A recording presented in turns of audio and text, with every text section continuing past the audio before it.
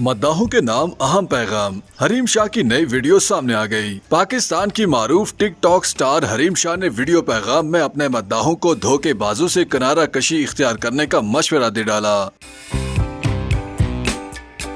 Photo and video sharing platform Instagram पर story share करते हुए हरीम शाह ने लिखा कि मोमिन वो है जो एक सुराख से 2 बार नहीं डसता। अगर किसी इंसान को लगे कि उसे कोई धोखा दे रहा है तो वो वक्त पर ही उससे दूर हो जाए। हरीम शाह का अपने पैगाम में कहना था कि अल्लाह ताला ने इंसान की जिंदगी बहुत खूबसूरत बनाई है। हर इंसान को चाहिए कि वो अपनी जिंदगी पुरसुकून अंदाज में गुजारे। अगर कोई बुराई करे, धोखा दे तो उससे किनारा कशी इख्तियार कर लेनी चाहिए।